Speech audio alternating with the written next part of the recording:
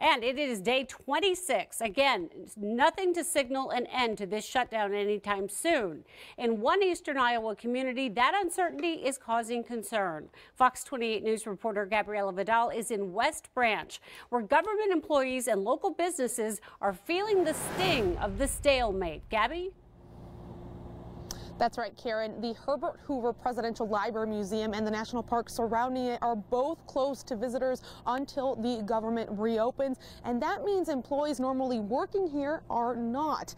But the signs of the government shutdown happening right now all over the nation can also be felt in the businesses surrounding this museum.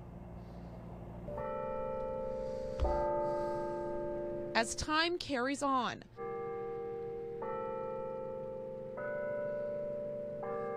so does the toll of the partial government shutdown in West Branch. It just kind of stinks that so many of these unknowns and so many things that are being impacted.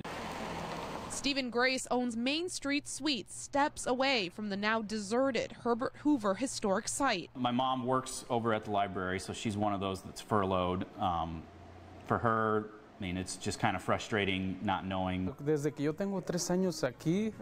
owner Moises Correra says museum visitors used to visit his restaurant all the time. But now he says everyone is affected by this absence of business and is seeing a slower rush of federal employees during the day. Grace relies more on local business during the winter, but says he's pleased to see people stepping up to help each other out. I mean, one of the superintendents of the National Park Service, I was helping him do some snow removal last week. He had to take employees off of furlough for 4 or 5 hours to remove snow from the sidewalks and then put them back on furlough. Stores are not worrying too much now, but have concerns if the shutdown drags into the spring. If it does go on for a really long time like that, then there are going to have to be some pretty significant changes made, both with some of the business community and for those employees.